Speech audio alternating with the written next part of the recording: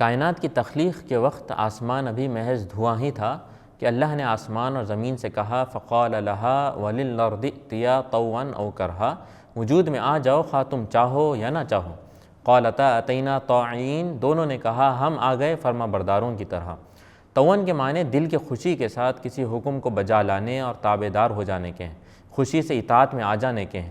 اور کائنات میں جو کچھ ہے وہ اللہ کو طوعاً و کرہاً سجدہ کرتی ہیں۔ وَلِلَّهِ يَسْجُدُ مَنْ فِي السَّمَاوَاتِ وَالْأَرْضِ طَوْعًا وَكَرْهًا، جبکہ ان کی اپنی کوئی مرضی اور ول نہیں ہوتی۔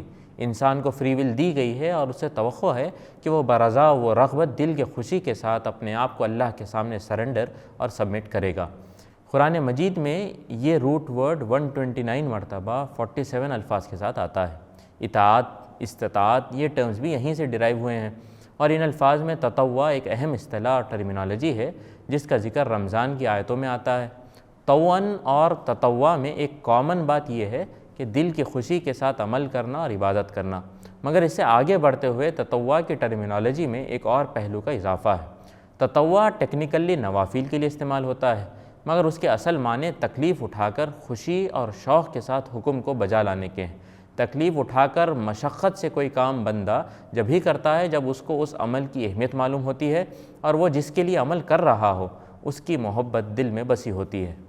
تطوع کا ذکر قرآن میں رمضان کے روزوں اور حج جیسی عظیم عبادات کے لیے آتا ہے۔ رمضان کی آیات میں اللہ فرماتا ہے فَمَن تَطَوَّعَ خَيْرًا فَهُوَ خَيْرٌ لَهُ، اور حج کے سلسلے میں آتا ہے وَمَن تَطَوَّعَ خَيْرًا فَإِنَّ اللَّهَ شَاكِرٌ عَلِيمٌ، جو اپنی خوشی سے کچھ زیادہ بھلائی کرے تو یہ اس کے لیے بہتر ہے، اور جو برضا و رغبت کوئی بھلائی کا کام کرے گا اللہ کو اس کا علم ہے اور وہ اس کی قدر کرنے والا ہے۔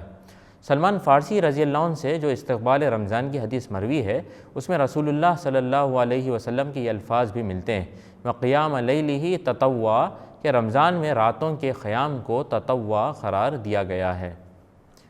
ہم رمضان المبارک میں بہت سارے اعمال کرتے ہیں، عبادات ہوں یا گھر کے یا آفس کے یا بازار کے کام۔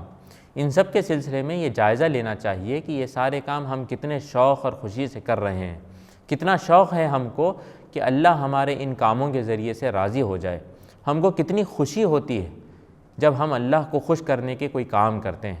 اگر یہ تطوعاً کی کیفیت کے ساتھ ہم سارے کام کریں تو پھر ان میں استقامت بھی آئے گی اور ہم کبھی بھی وہ کام کرتے ہوئے نہ بور ہوں گے نہ تھکیں گے۔ اس سوال پر سوچیں کہ ہمارے رمضان کی عبادت کیسے ہو رہی ہیں۔ اس کوالٹی کے سلسلے میں رسول اللہ صلی اللہ علیہ وسلم نے ایک دعا بھی سکھائی ہے، رب اجعلنی لک شکارن لک ذکارن لک رہابن لک مطواعن لک مخبتن الیک اواہم منیبا۔